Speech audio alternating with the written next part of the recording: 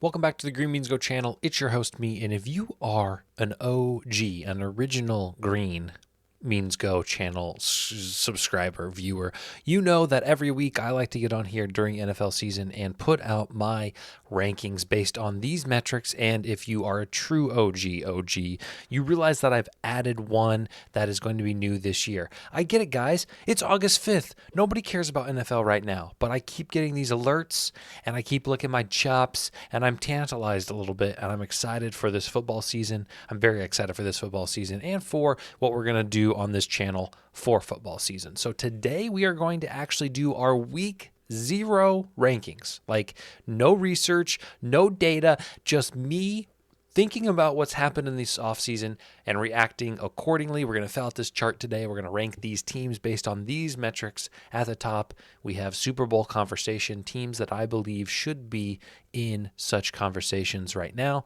We have comfy playoffs, teams that maybe aren't Super Bowl bound, but should at least make the postseason.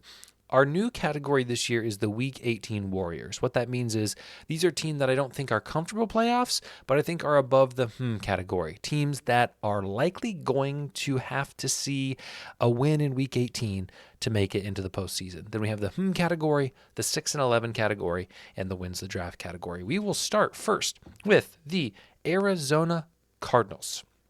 And Kyler Murray hopefully stays healthy. They obviously get Marvin Harrison Jr. in the draft, which should be a big addition for them. James Conner at running back has been pretty good this year, but their division is tough. They have 3 solid teams they have to face twice for a total of 6 games out of their 17 games. So I'm going to put the Cardinals in the category. I think maybe they can win 8 games this year, but we shall see.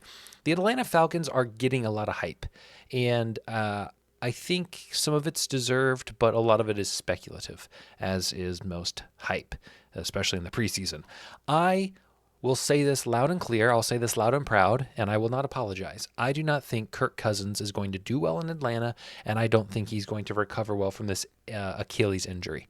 Now, is Michael Penix going to come in and take over this offense and dominate? Maybe, but do I think the Atlanta Falcons are going to be good, even in this subpar division, in the next year? I do not. I'm putting them at 6-11. The Baltimore Ravens get Derrick Henry this offseason, and I think it's going to mesh well with the offense that they have right now. We know Lamar Jackson, a 2-time MVP in the last 6 years, can get it done. So I think the Ravens are comfy playoffs, if not Super Bowl conversation. When I look at the rest of this list and I really think about the AFC, I may end up moving them a little bit higher, but for right now, we're going to keep them there. The Buffalo Bills are a team that on paper has lost a significant amount. When we think about teams that are repeatedly successful in the NFL, the Bills do come to mind. But have they lost too much on paper, and have their opponents in the division gotten stronger, the Jets and the Dolphins? And I think they may have. So we're actually going to put the Bills at Week 18 Warriors. I think they are still going to be a strong team, but because of the division standard within the AFC East, I'm going to temper my expectations. The Panthers get Dave Canales, and I think he's going to do wonders with Bryce Young, but I just don't think the talent is there top to bottom. So I'm going to put the Panthers in 6-11. We may just ignore the top 2 categories for this Week 0 preview. We'll see. The Bears are going to be one of the most highly anticipated, hyped teams. I think my dog just ripped his cheeks. Holy cow. I'm not editing that out. Oh, my stars. Oh, I may need to crack a window. I think the Bears are going to be a very strong offense, and they may be top 5 in scoring this season, even with a rookie QB. I'm buying into the hype. I believe the hype. I believe the weapons. But again, I think their division is pretty strong, and I think they're going to have some tests this year. So I'm going to kind of put them alongside the Bills in Week 18 Warriors. The Bengals are another team that kind of like the Bills that continue to do well, be well, and succeed. But do I love them? Not necessarily. Do I think that they will compete with the Ravens in that division? Probably. And so this will probably be winner, wild card, something like that. The Browns are in the category. Again, I think they did well last year, and I think they overperformed, but I don't know if I see that happening again, so we're going to stick them in The Dallas Cowboys. I said this in my previous video. You guys can go check that out where I make predictions for all the NFL awards. I'll link it at the end of this. But the Cowboys, it's now or never, I think, for Dak Prescott. I think he doesn't really have many years left for people to be patient with him. He faces a lot of criticism. And I do think that they have a chance, a true chance to overtake the Eagles in this division this year. I think they should have no problem with the Jets or with the Commanders in that division. Not the Jets, sorry, the Giants and the Commanders in that division. So I'm going to put the Cowboys in comfy playoffs. Broncos, I'm not impressed with anything they've done. They get rid of Russell Wilson. There's just too much turmoil, too much chaos. I don't know if Bo Nix is going to come in and be a rookie that makes an immediate impact. So actually, I'm going to put the Broncos at wins the draft. The Lions. In no way, shape, or form are the Lions my favorite team. Not even close. But there's something in the air. And again, I mentioned this in my video that I just released about predicting the player awards. I think Jared Goff is going to have the best season he's had yet, and he's had some pretty good seasons. I think their defense is strong. I think everything is trending in the right direction for this team. And for that reason, I do think this team right now in week 0, and this is going to change, guys. Like, just accept this right now. It's August 5th. Okay, the leaves haven't even started changing colors. My wife and kid are at the pool right now. All right, it's early, but listen to me loud and clear. If I had to lay it down right now in terms of who is going to represent the NFC in the Super Bowl, I'm locking in the Detroit Lions. That's right. Jordan Love, people love Jordan. Okay, I don't know. I'm not buying it yet. I'm not buying into all of it. I think the hype was a little bit overdone last year. But I do think this is a team that should compete, but that division, like I said, is tough. So we're going to stick this team in Week 18 Warriors as well. I don't feel comfortable if I think the Lions are going to take the NFC North. I don't feel comfortable picking which of these two teams makes the wild card. Houston, another team that does certainly have a lot of optimism coming into this year, and their division is one of the weakest, in my opinion, in the NFL, the AFC South with the Jaguars, the Colts, and the Titans. Although those teams may all be about 500 this year, so maybe I'm overreacting. I digress. I think the Texans make the playoffs and make the playoffs pretty easily. Colts, not impressed with. I don't care. I live in Colts country, so like I understand that I may just be oversaturated to the hype and it just kind of wears on you. I look at this team and I just don't know if I see it. A lot of turnover has happened in the last few years. Yeah, I think they'll win 8 games, but I don't know if 8 games is enough even for the wild card. So we're going to put the Colts in the category. Jaguars are kind of a carbon copy with a little more talent and a little more experience.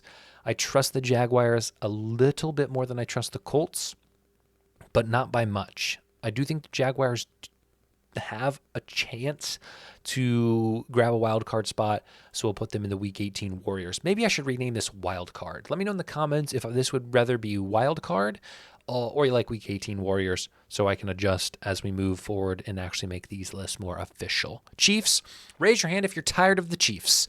Just talking about them, hearing about them, listening to them, watching them play. I'm sick of it.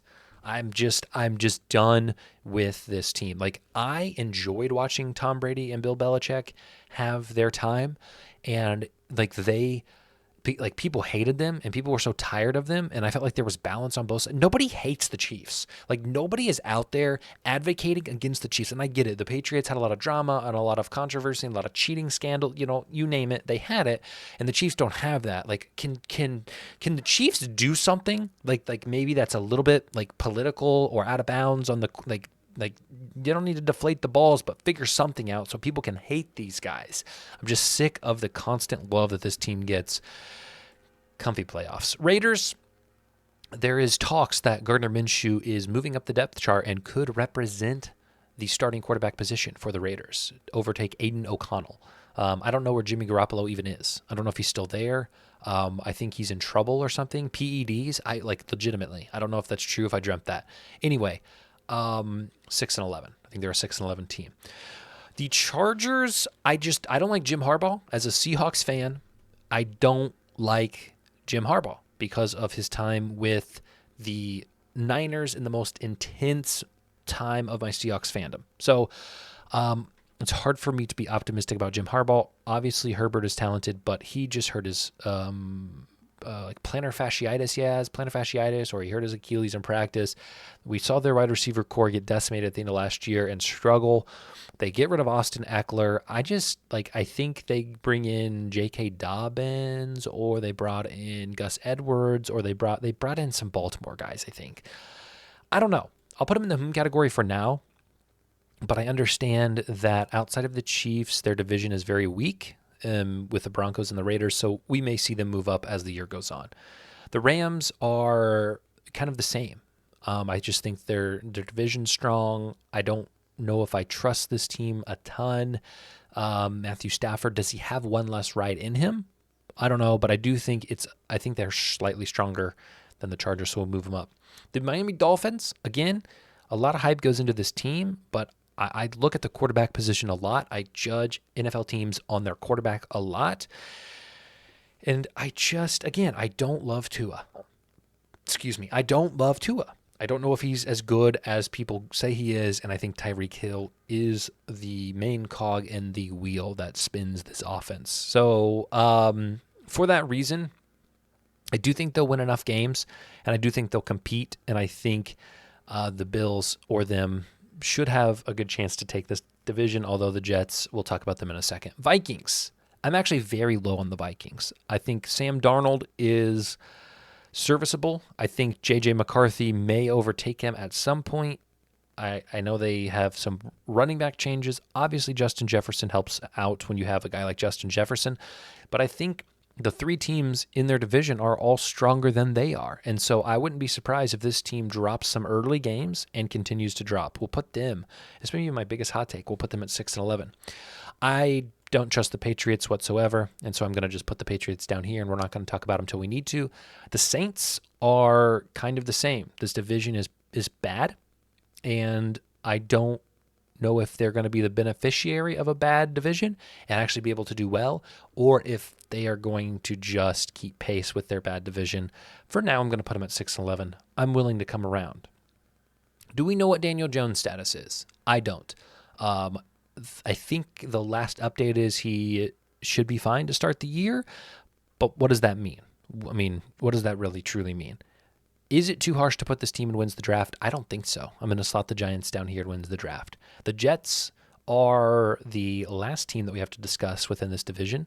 As we just put the Patriots there, we have the Bills and the Dolphins. And so you would think I would have one of these teams in comfy playoffs, but I don't know who it's going to be. I think if Aaron Rodgers stays healthy, the Jets are going to be at the top of the division by week 18, but I'm not confident enough to slot them there. We're going to have 3 AFC North representatives in the week 18 Warriors, and we'll hope we are correct. I do think the Eagles take a comfy playoff spot pretty easily, and they should do enough to grab a wild card, but maybe they're due for some regression. You know, they've been pretty successful in years past, and we see sometimes successful teams dropping off and finishing around 500 when they're maybe not expected to. So we'll keep an eye on them. Steelers, I think, are just a mess. They're going to have more conversations, more eyes around them with Russell Wilson and Justin Fields. I think that's going to get exhausting. I think it's going to weigh on them. And for that reason, plus the fact that they're in a tough division, I think they're going to finish at the bottom of their division, which I don't know if Mike Tomlin has ever done in his career. That's my other bold prediction. We'll put it down here, 6-11. Maybe I should make a video called 10 bold predictions for the season. I might do that. Put that in your notes, man. Okay, got it. The Giants, not the Giants, the San Francisco Giants I'm in baseball mode still. The 49ers, comfy playoffs. They're going to win the NFC West, and I just have to accept it. Seahawks, I want them so badly to compete, and I realize I should not bring my personal bias into this, but that's what I'm doing. I think they win 9 games this year. Is 9 games enough for the wild card? I think we'll know in week 18. So I'm going to be fair. I'm going to be fair, and I'm going to put them in, and and we'll see what happens. Tampa Bay, I think, is the beneficiary of an easy division, and therefore they're going to be in comfy playoffs. It's that simple. It's that easy. I don't even know how many teams we have in here. 1, 2, 3, 4, 5, 6, 7, 8, 9. That seems pretty close, so I think we're doing well. For the Titans and Washington, we have those two teams left, and I'm actually not impressed with either. I think the Titans could win 6, and I think Washington struggles in Daniel's first year. Even though they do get Eckler, and we'll put him at wins the draft, I don't think they'll win more than 6 games. So what we need to do before we end this video is pick a representative from the AFC just for record keeping that we think is going to be in the Super Bowl. I already have the Lions. And when I look at these teams, I see 4 options. I see the Ravens, the Bengals, the Houstons, and the Chiefs. And I don't want to pick the Chiefs again. And I'm scared to pick Houston because of the inexperience. I don't love the Bengals. I don't. And so my gut is honestly saying pick the Ravens. Ravens and Lions. Week 0, August 5th. No pressure, no nothing. That's what we're locking in. All right, so make sure you guys come back weekly, subscribe if you have to, and check out these rankings that we will do every week. We won't do any until maybe like the first week is either about to happen or has happened, and then we'll do them weekly from there. So thank you guys. Bit of a longer video today, but I don't care, okay? If you're watching it, you're watching it. If not, you're not. We'll see you next time.